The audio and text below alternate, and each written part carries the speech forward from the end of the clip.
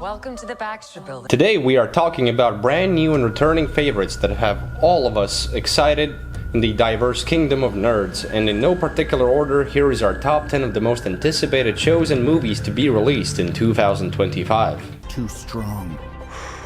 So one day, I started digging. Stranger Things Season 5. Ladies and gentlemen, welcome to... Ever since it premiered in 2016, Stranger Things has been inescapable. Fast forward a bit, and the fourth season left things hanging quite literally, depending on where and who ended up around Hawkins. But this, the last ever season of one of the greatest shows of the decade, will hopefully see the conclusion to all the story threads left unresolved, and we can say goodbye to a fantastic cast that have inspired us every step of the way. There is no exact release date as of yet, but here is hoping that at least Max recovers from her grueling experiences in a season that is already being called 8 movies in a row by the production team just on account of how long the episodes are going to be. This is the season the fans have been waiting for. Andor Season 2.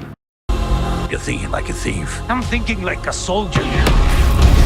Speaking of greatness, it probably comes as no surprise that a show derived from the best Disney-era Star Wars movie, Rogue One, the first season of Andor surpassed all expectations with a deep dive into the formation of some of the elements of the rebellion, including the dark and shady aspects of fighting for galactic freedom, general maturity compared to much else in the Star Wars universe as of late, and best performances ever, like a modern-day Hamlet. Yes, I am referencing Luthen's speech, that just gives me goosebumps of greatness, coming this April the 22nd.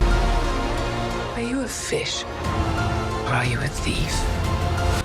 Wednesday, Season 2. Over the past few weeks, I've been hunted. 2022 was a good year because it brought us the amusingly and lovingly morbid world of the Addams Family, focusing on Wednesday played by Jenna Ortega. Not only is it a throwback for fans watching the original cartoons, but it brought in the whole family in live action. For the most part, they really nailed it on the casting choices, especially with the guy playing Pig, Mr. Doro Bantu. Talk about a hand model, right? Not sure if it's a good or a bad thing, but Lady Gaga is reported to also take part in the second season surrounding Nevermore Academy. It's all coming in 2025 with no exact release date as of yet. A little more. The Last of Us Season 2. Say it out loud, no matter. One of the best video games got turned into one of the best video game adaptations, with Pedro Pascal and Bella Ramsey delivering a stellar performance in their own right. As the second game in the franchise had some rough reception here and there, and the preliminary rumor is that the series will at least include a third season as well, stretching out existing content, it will be interesting to see how it goes. Supposedly coming this April.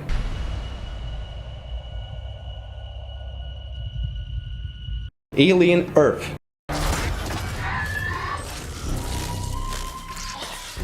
Cards on the table, Alien Romulus really elevated expectations after Prometheus and Covenant happened, with a return to the classic format of retrofuturism of Alien and Aliens. Not to mention me reading up on almost everything that has come to print in the Alien universe, most recently Bishop. However, as the storyline of Alien Earth takes place 30 years before the first movie, it might be considered as a catalyst and standalone prequel, coming this summer directly to streaming.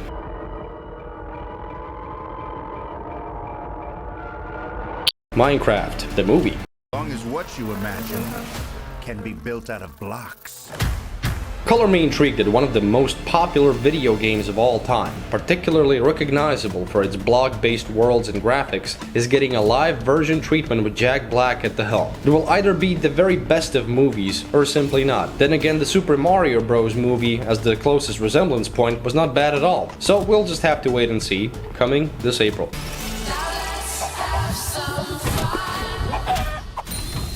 Fantastic Four First Steps. Yeah, I'll be the judge of that. Not only is there a particular The Jetsons vibe to the first trailer look, but it has been so long since Mr. Fantastic, The Thing, Invisible Woman, and The Human Torch got a live-action treatment, not to mention getting to see Silver Surfer and Galactus. This is probably the most I have been looking forward to a Marvel anything since Endgame. And not that it is a guarantee of success, but the cast is just splendid. I mean, Pedro Pascal is just fantastic in everything, pun intended. Whatever life throws at us, we'll face it together. Daredevil Born Again. In the world. I could say the same about you. It was a crying shame when the first run of Daredevil was cancelled in 2018 after only 3 seasons, especially because it was a delightful bit of Marvel from a different time. The good news is that Charlie Cox is reprising his role again, as well as many others, returning to the original characters like Vincent D'Onofrio as Kingpin. Born Again will serve not only as a continuation, but a reinvention of the series, coming on the 4th of March.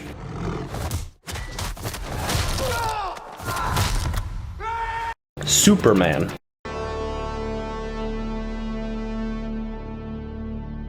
As someone who found Henry Cavill to look and act the part of Superman like he just jumped from the pages of comic books, it was a letdown of epic proportions that DC Comics never found a way to properly bring the DCU to the screens and keep it there. Instead, I found myself excited about the new James Gunn Superman, that not only will hopefully return the franchise to its roots, starting with the most famous of its superhero roster, but give the slightly more grimdark universe of DC, compared to Marvel, more breadth and longevity. Coming on the 11th of July. A Knight of the Seven Kingdoms.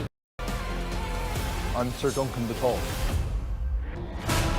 Oh look, another HBO prequel by George R.R. Martin instead of finishing the original book series. No pressure, because if House of the Dragon showed us anything, there are still a lot of tales to tell in the wonderful and dangerous world of Westeros. The story of this series will focus on the Hedge Knight, Sir Duncan the Tall, and Egg, the young Aegon Targaryen around 90 years before Game of Thrones happened. Here is to hoping that Jon Snow will get his tail behind the wall and Arya gets to explore what is west of Westeros eventually, coming sometime this year. Sail at your command.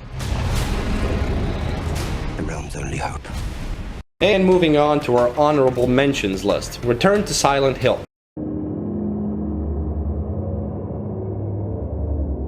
The project has since disappeared after the first teaser, but here is the longing that something will come out of this, sort of like The Last of Us, but only in Silent Hill.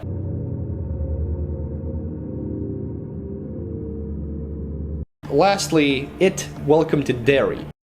Even when we were doing the first one, because we knew that we were going to do the second one.